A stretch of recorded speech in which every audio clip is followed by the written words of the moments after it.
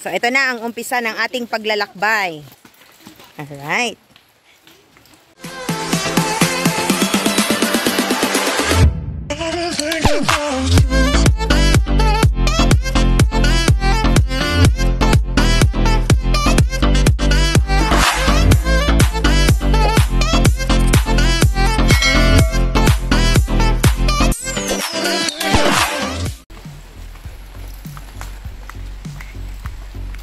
Uy, pero in fairness, ang ganda na. Dati dito yun, oh.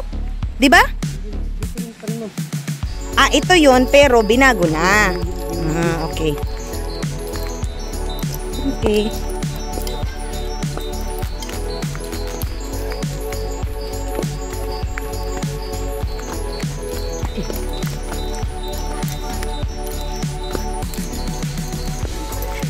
Kaya pa ba? Subukan mo rin mga. Oh yeah! Di pa naman ako nakainom ng vitamins. Charot. So, ito yung smile natin na pagka, makikita natin, masusubukan natin yung smile natin. Kung naka-smile pa rin ba hanggang baba. What do you think, kuya?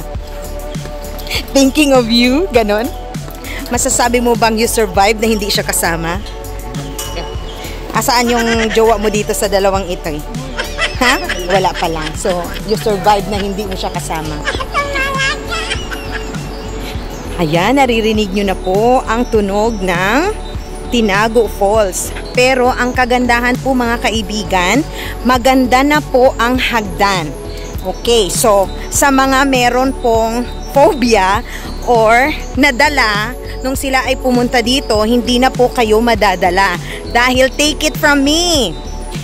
No, kaya ko nga talaga pinuntahan to dahil gusto ko po talagang i-witness kung ano ang mga development dito sa lugar na ito. At nakita ko po mismo, na witness ko na ang hagdan ay maganda na, pati yung mga hawakan na nasa gilid. So, ibang-iba na po siya. Tapos, meron ng upuan na kagaya nito na pwede kayong magpahinga. So, hindi na po siya kagaya nung dati. No? Inuulit ko, dito po ako nabinyagan ng unang inom. Kaya, nasubukan ko itong lupa pa lang ang hagdan. So, ayan. Ayan, napakod kami from baba. Ay, nako. Talaga lang. Okay. So, ayan na. Pababa. Dahan-dahan lang. Huwag lang anuhin. Huwag lang pilitin. Pero ito po talaga. Maganda na po siya. Inayos, na-rehabilitate, na-improve. Ibang-iba na po talaga siya noon. Noong panahon ng college ako, ang daanan po ay hindi po simentado. Wala din pong hawakan noon sa mga gilid. Tapos, the second time na pumunta ako dito, meron ng magandang daanan, pero hindi pa rin ganun kaganda na kagaya nito. Iba na po talaga, oh. As in, meron ng pahingahan, may railings na both sides. Yan, the left and the right. No? At saka, pwede nang madaanan ng dalawang tao. Dati, isang tao lang ang dadaan. So, kailangan mong gumilid pag meron kang kasalubong. Alright. Meron din doon, oh, hagdan. Ayan. Okay.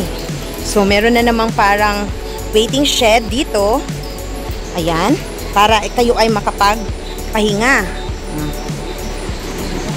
Grabe. Na, yun sinasabi ko. Birthday jump. Pero may nagbibenta dyan? Hayaan mo na. Di walang shampoo. Ayan, oh, meron kayong makikita, oh. Ayan. Yan yung going sa Linamon? Bagong binigay ko yan, no? Pero sila na ang gumastos dyan. Yung Linamon na side. Oh, okay. So, iba po yan na side, ha. Yan po, ay boundary na po kasi yan. So, sa Linamon yan na side, other municipality na hindi under ng Iligan City. Ito na side, dito Kalan, ay part ng Iligan City. Isa sa mga barangays dito sa Iligan City. Pero ang dinaanan namin, yung highway, yun ay Buroon. Pero, itong Tinago Falls ay nabibilong sa dito Kalan. Okay, kayanin mo, ginusto mo yan. Agoy, Diyos ko, mga hugot naman talaga dito sa Tinago.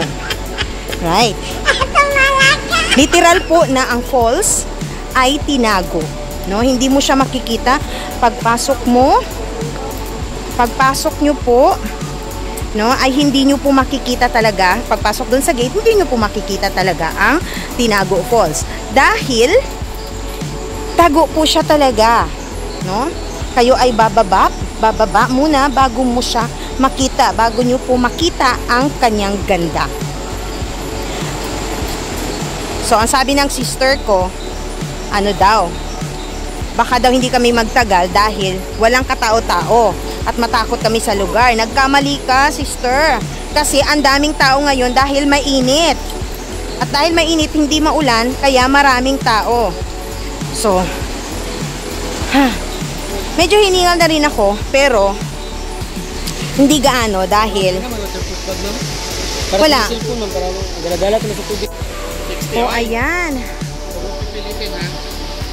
Nakikita niyo na ang ganda. So, ayan na po. Kunting tiis na lang ang ating pagbaba. So, dahan-dahan din ang pagbaba. At ayan na ang ganda na Tinago Falls.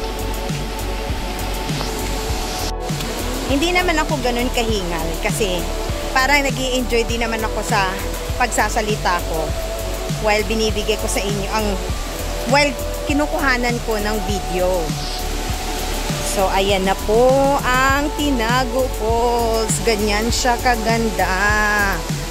Iba din ang ganda nito.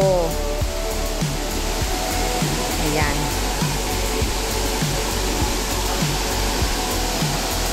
Ganyan siya kaganda. Dili na.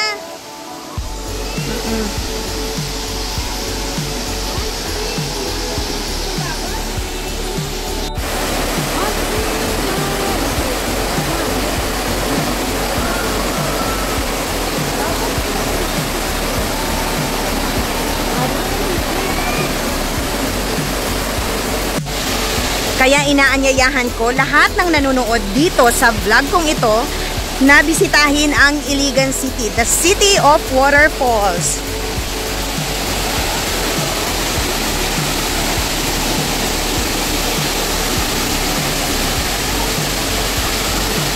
So marami po ang mga naliligo ngayon.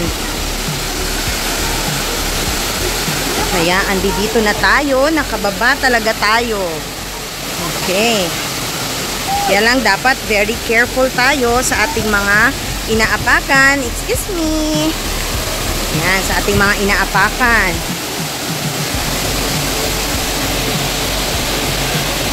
So, sa mga gilid, meron din. Ganyan. So, andito na ako ulit sa Tinago Falls. Narating ko rin ang ganda ng waterfalls na ito. Kaya, punta na kayo dito sa Iligan City. Hindi po kayo magsisisi na dalawin ang lugar na kinalakihan ko. Diba? Ang blue ng water ngayon kasi walang ulan. Walang na. Oo. Malalim yan dyan.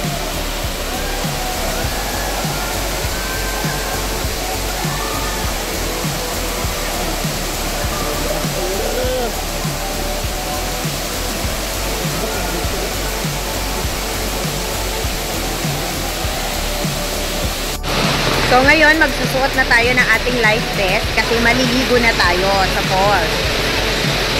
Yan. Palihog daw kuya. Susuot ni kuya yung ating life vest.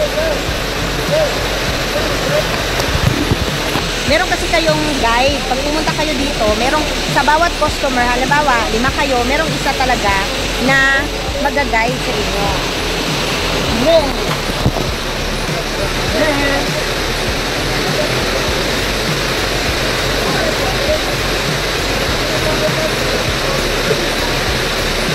ma'am. Saan lang po? Ha? Doon ka man. Anak. Anak na ko. Ano na po ka? Anak. Ito yun. Ito yun. Kanipod. Libe. Libe. Ayan mga kaibigan. May signal din ba dito? Wala ma'am. Wala ba? Pero may nakalusot lagi na ano. Depende sa cellphone mo ma'am. Okay oh. May nakalusot na ano sa akin oh. So, pasensya na po sa mga nag-chat sa akin. Mahirap po talaga ang signal dito dahil syempre nasa kulog. Tingnan nyo naman, bumaba pa kami ng 355. Alright. So, pababa na po kami. Merong plastic yung ating... So, merong plastic po ang ating cellphone. Panigurado. Medyo, kumintabi yung ating pagmumukha. Dahil ito sa plastic na pang-cover.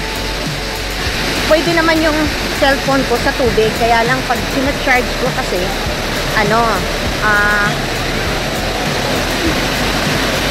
alaka. Ayan, oh. Ligo doon, oh. Ayan. So, kailangan, pag naligo ka din dito, nakapangpaa. Anak, yung tsinelas mo. So, ang daming tao. So, ganyan po kaganda. Iba din po ang ganda dito sa Stingray at saka sa Mimbalot. Nakaiba din.